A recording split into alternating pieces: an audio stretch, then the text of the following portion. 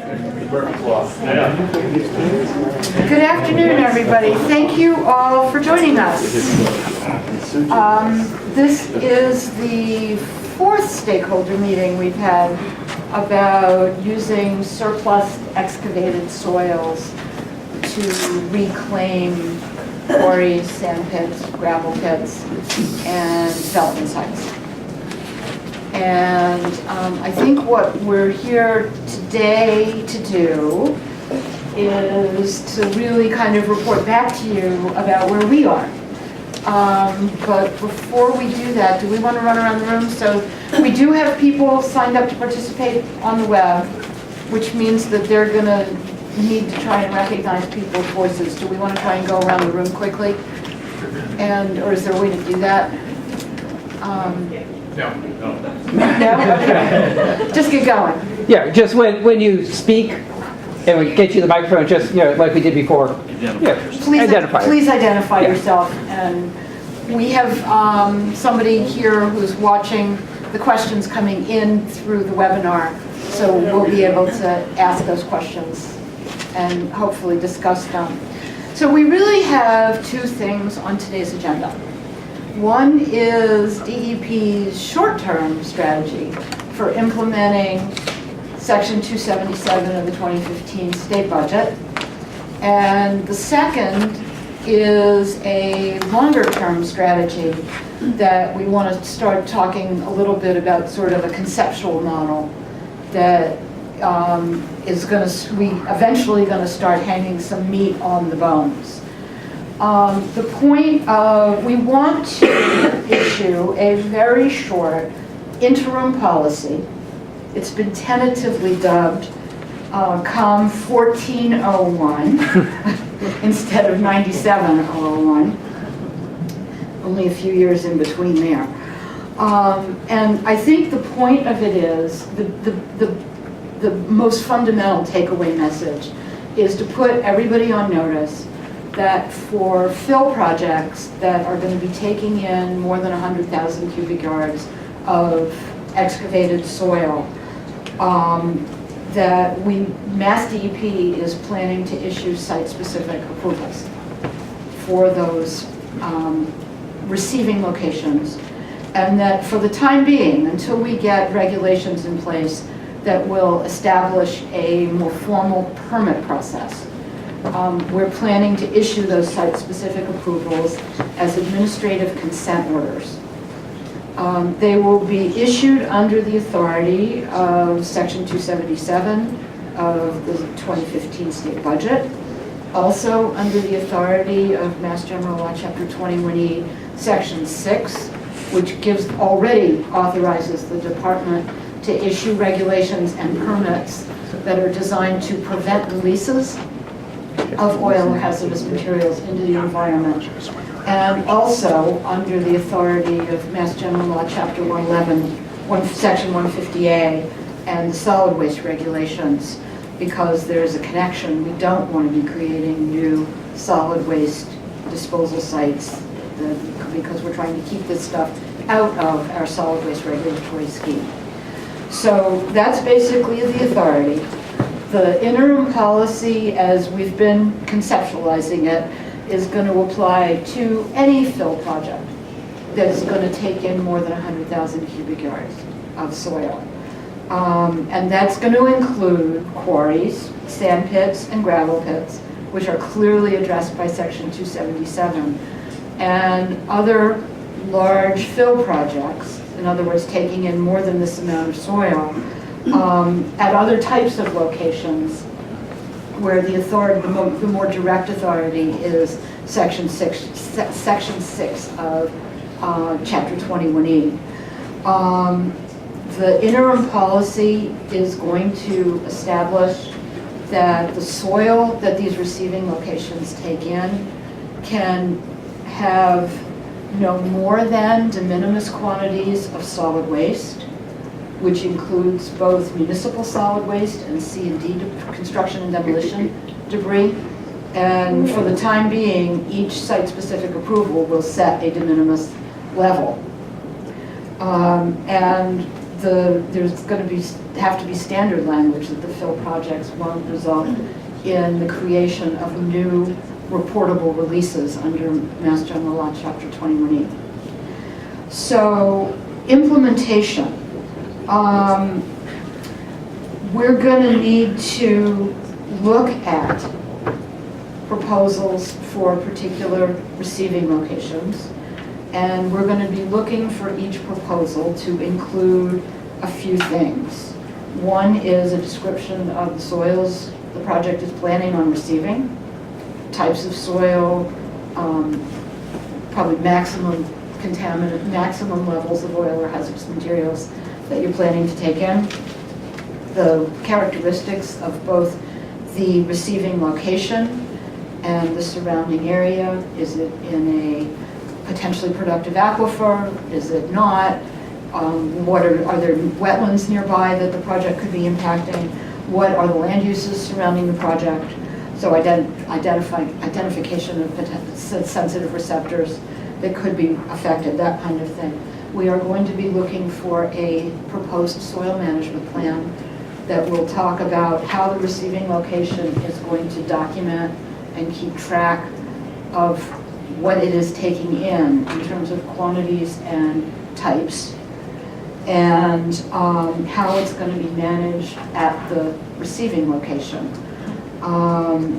And we're going to be looking for written evidence that relevant local officials, that if the project needs an existing local permit, that it's gotten that.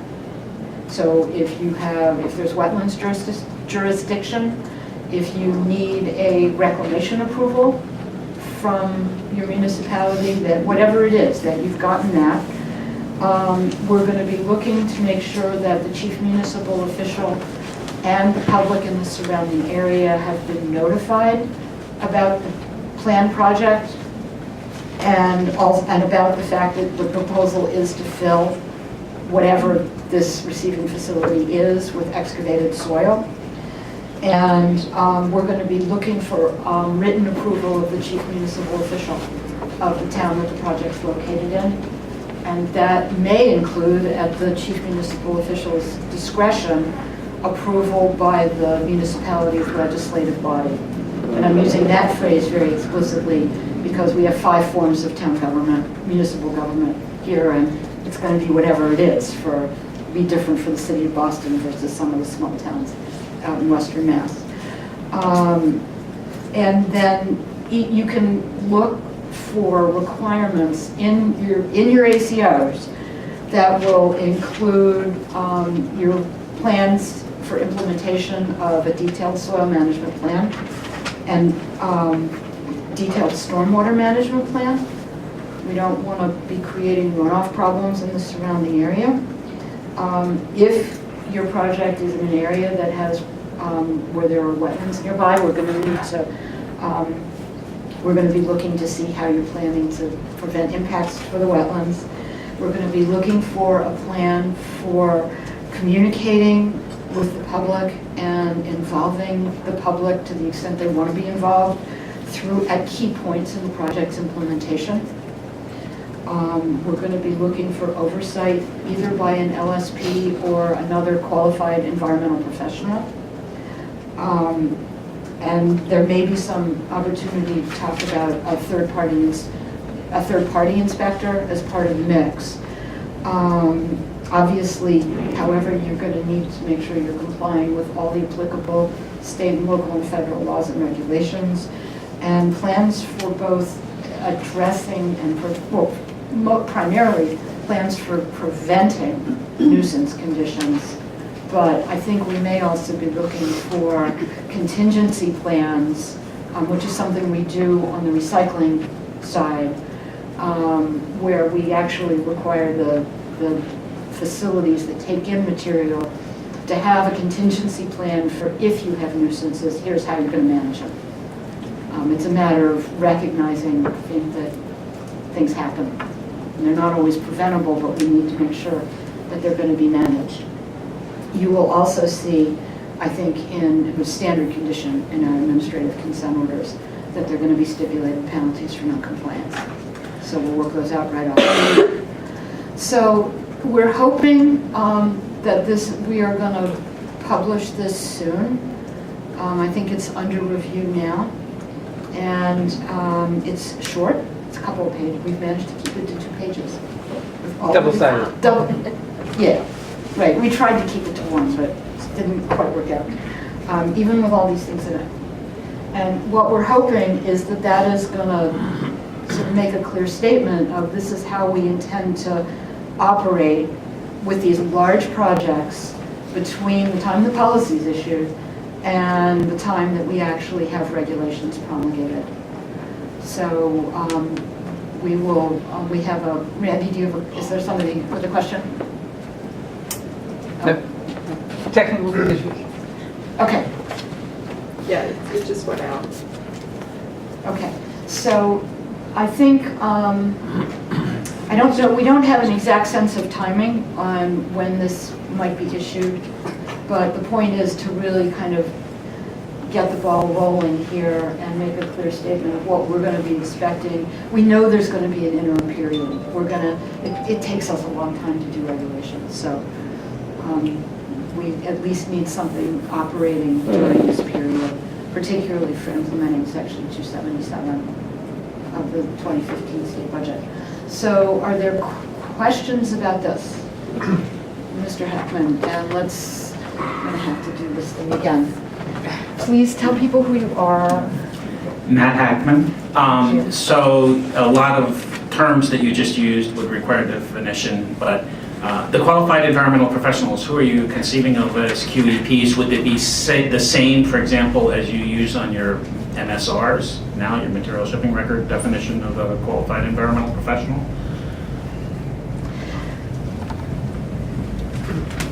Question. You want? Query. You need rollers. Just playing a couple roles. We're back online. Stay over here so I won't jinx it. The now 4-page policy. I think it's trying. What it's basically doing is writing down what essentially is the kind of approach that we've been taking over the last few months, certainly. So I wouldn't be reading too much into the specific terms, like a qualified environmental professional meets X, Y, and Z sort of criteria. It's in the context of this interim policy, it is that you need to have somebody who knows what they're doing, kind of looking at it. It's neither an endorsement of something other than an LSP, or it doesn't represent a shift in one direction or another. It's just saying, in the interim, we want to make sure, A, that there are projects that are ready to go ahead, can go ahead, and that there's a mechanism for that to happen. They don't have to wait for these regs to come out sometime in the future. So we want to make sure that there's a clear path for that to happen. We don't want to bind ourselves or bind you guys, actually, in a set process or set requirements, because they may change. I mean, we'll talk later about kind of the direction that the regs and the bigger overall policy goes. So we wouldn't view this as one way or another, say, oh, qualified environmental professional means that we're not going to require LSPs in the future, or vice versa. It's just, in the interim, we want to make sure that there's a path, that if people put together good projects that have good oversight and they're in good locations and they're managed properly, we want to see that happen. And we want to make sure that there's a mechanism for that to happen while we're waiting the bigger overall solution. And as you point, under your structure then... People online can't And hear under you. your structure, again, this is not something self-implementing or something that a third party would do. This is always going to be under an ACO, under this interim policy, so the department is directly supervising. Or the department is involved, certainly in setting up, and I don't think we envision that we're going to be directly supervising on a day-to-day basis. Matt DiPilato, Sanborn Head. Sites that start out under this interim policy that don't get approval before the new regs come in, will they be grandfathered, or have you thought that one yet? What do they have to do? Well, there is probably going to be a line in the interim policy that says, hey, there are going to be new regs coming out, and that the department will work with the proponents and the people that have the ACOs to transition to whatever the new work universe is going to be. And I think none of that has been decided about exactly how that would happen, but we would anticipate that there would be, we'll talk about kind of the big picture view of it, but if permits are required in the future, that the ACO would be converted into some form of permit, that sort of thing. I think also picking up from Matt's question, I think you were asking also about proposals that come in under the interim policy but are still under discussion, haven't gotten approval by the time we go final with regulations. What I will tell you is that our regulatory development process is long, and there are not usually any surprises. So there will be lots of time to work out exactly how things transition if there are any proposals in those situations. So other questions about the interim? Let's go to the back and. I'll pass it back.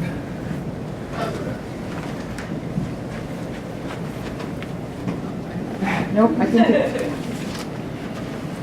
Anyway, Andrew Daniels, Boston Environmental. I have a scope questions here. You mentioned that it applies to quarry, sand pits, gravel pits, and other large fill projects. If there are existing development projects now that are bringing in over 100,000 cubic yards of material, would that apply as well? I think the question might be new projects. I don't think we're going to be going back to projects that are already underway and have the trucks rolling.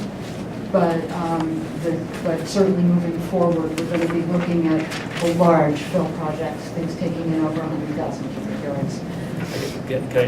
I just have a follow-up to understand. I guess my question is, say you're building a building and you're bringing out contaminated material and you're bringing in over 100,000 cubic yards of material, is that a large fill project?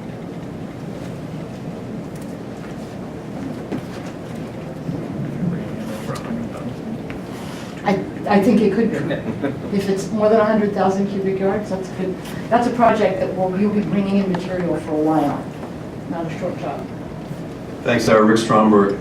This feeds right off of Andrew's comment. I wonder if we could talk a little bit about this 100,000 cubic yard threshold, and how does it get apportioned? Is it by property owner, parcel, schedule?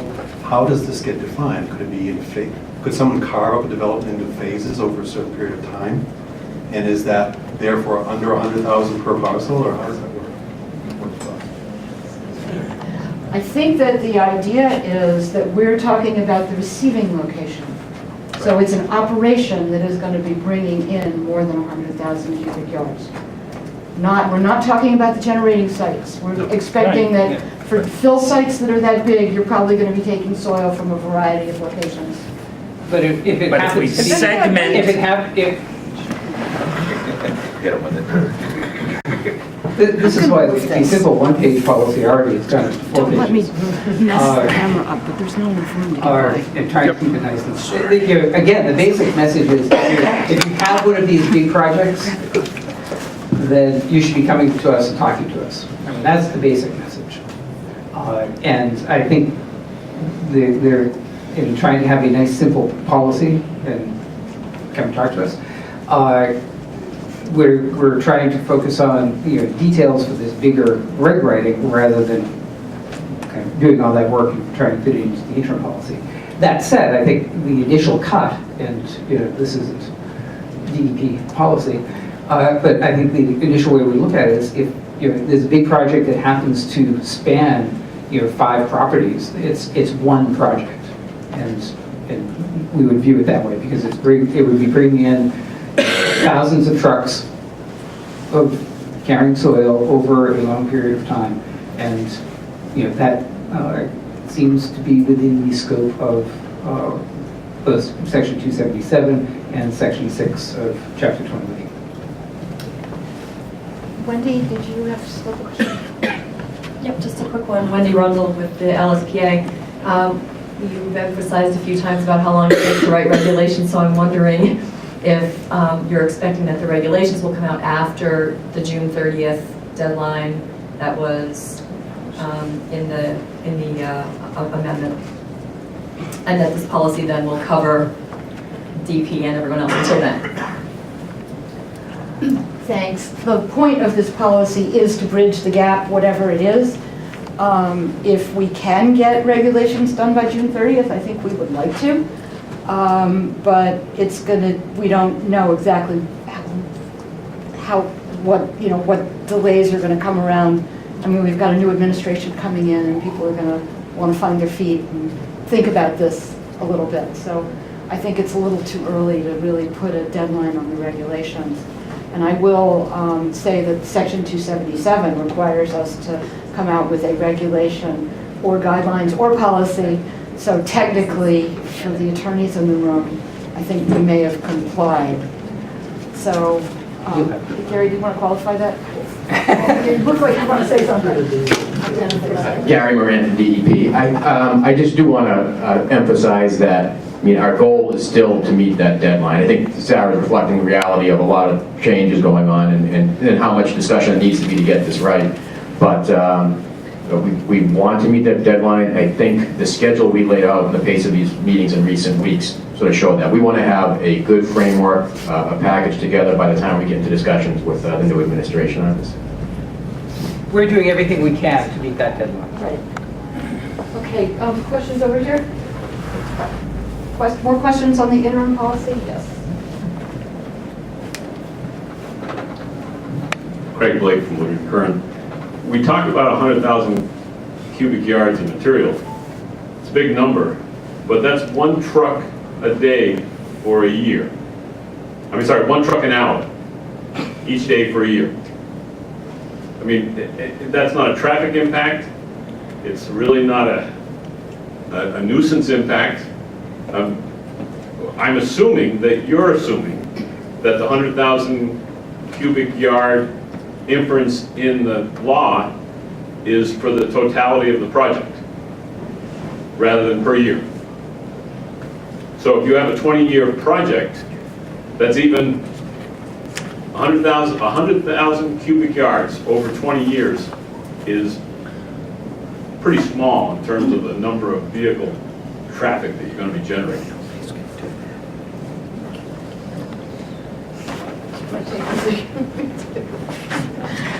You have to start somewhere in defining what a large project is.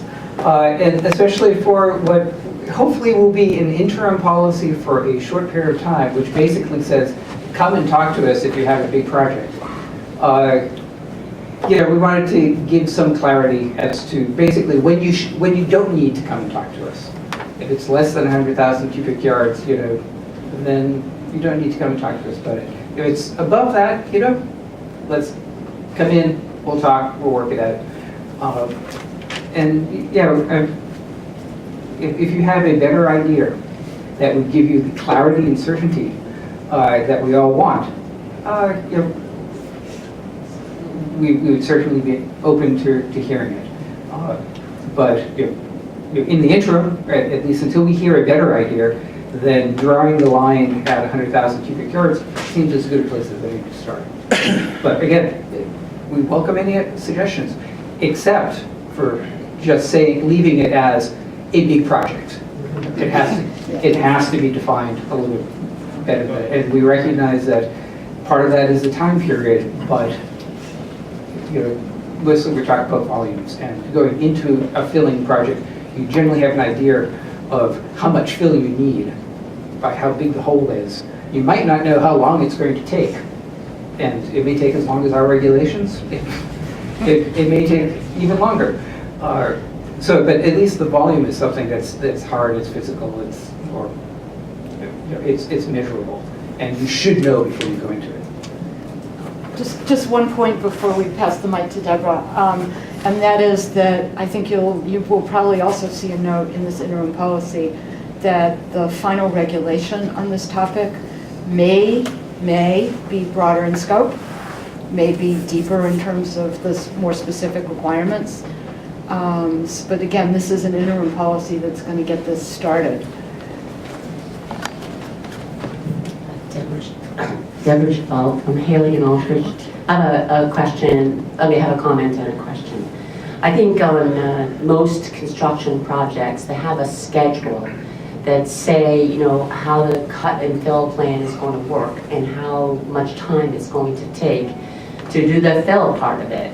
So my feeling would be there might be a better way than just a total volume to understand what should be defined as a big project. I'm just putting that out there for now.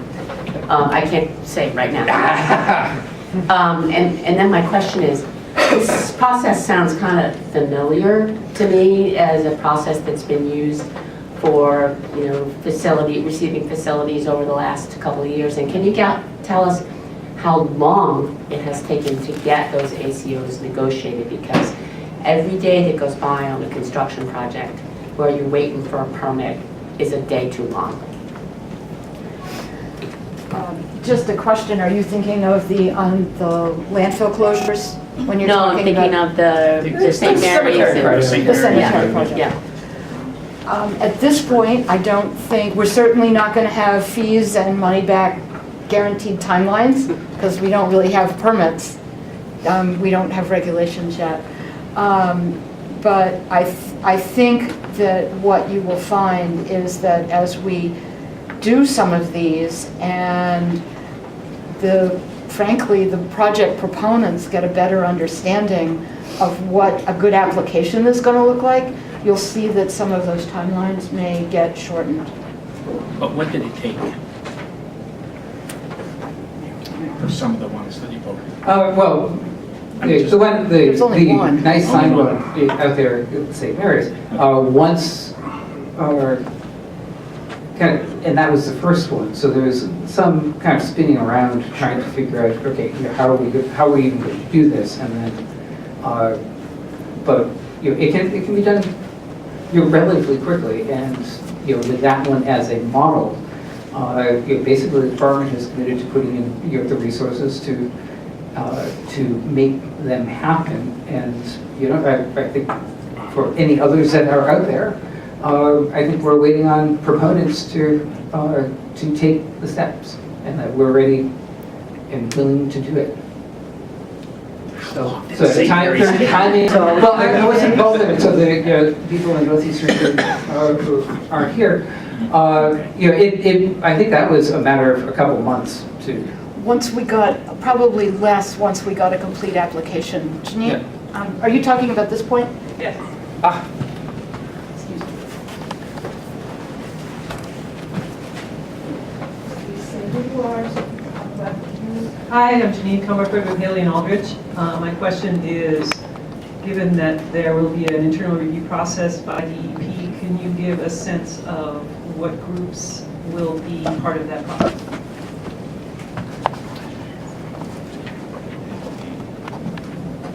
Which bureaus? The usual suspects. You want to say that in the microphone? I know that. The usual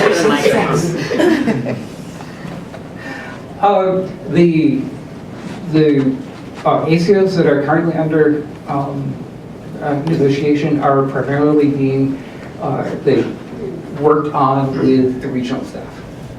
So that's the primary point of contact. And In which bureau? it's actually a combination. Your wayside cleanup and BWP. I don't think BRP, unless there's some specific issues that they're involved in.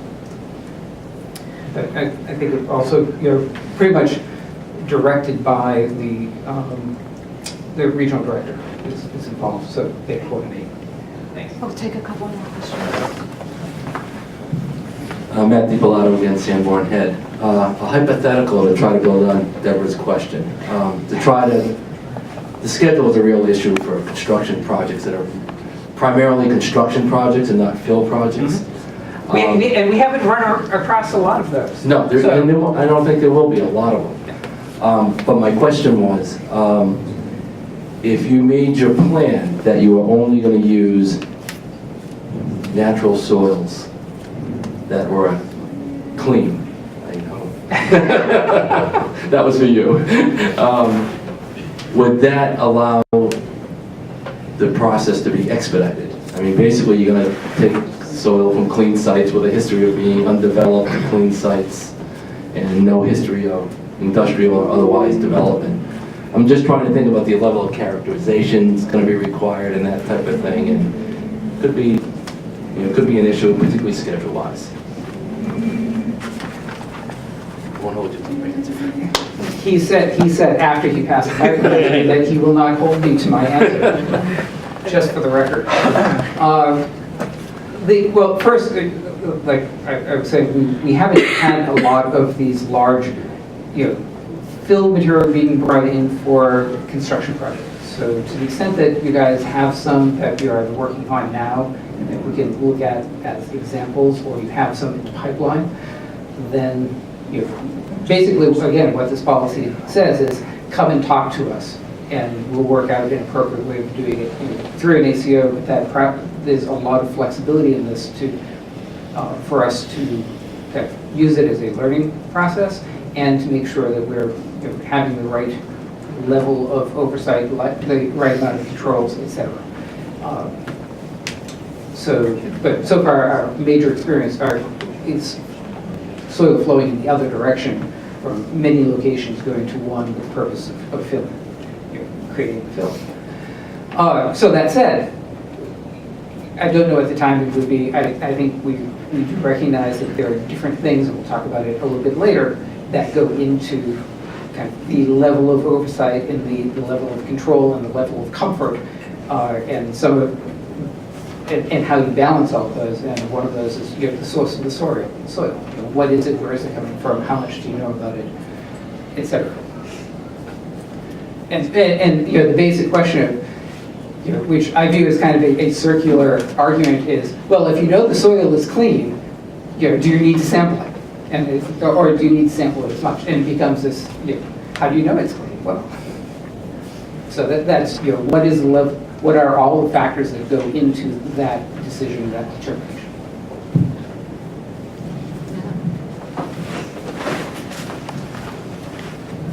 Matt Hackman. Again, so this ACO process, as we've, I think, discussed before, will provide some liability relief then for both the generator of the soils and the receiving facilities, that as long as the term conditions of the ACO and the soil management plan particularly are complied with, we will protect ourselves from the situation where someone could come in at a later date and take a sample and say, oh, look, here, I found a sample that exceeds the criteria. Is that correct? The short answer is yes, that's correct. Essentially what these are, they become the form of the permit kind of varies. This would be an ACO, but it's essentially a permitted facility. And if just like permitted facilities now, if you're abiding by and comply with the terms of the permit, whether it's taking in material or we issue permits a lot, and this is the analogy I would use for the MCP point of view, is we have specific notification exemptions for releases that are part of permitted activities. So if you're abiding by the terms and conditions of the permit and everything is working out well, then you have protection from notification and subsequent need for assessment or remediation under the MCP. And I view that as one of the beauties of this. That really makes it, I would think, from my point of view, would make it attractive to people, that you don't have to worry about this. Because everybody knows the variability of soil. If you sample it enough, you're probably going to find one excursion of an RC, and you don't want that to trigger something at this point.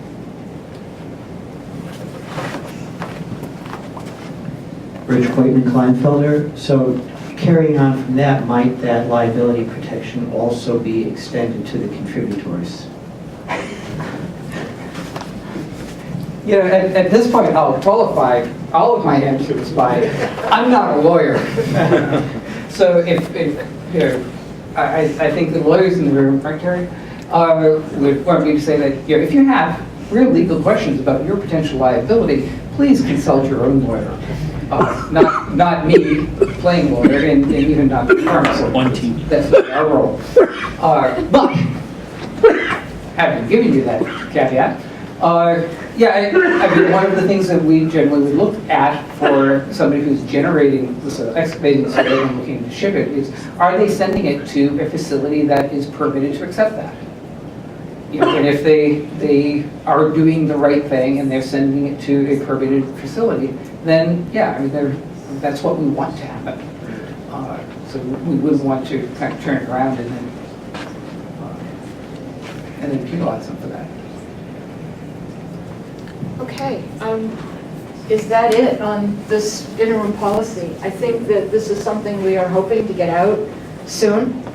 I'm not committing, I don't think I can commit to saying by the end of the month, but certainly very early in 2015. And it's something that we're working on now. So we certainly will let you all know when it's available. Should we move along?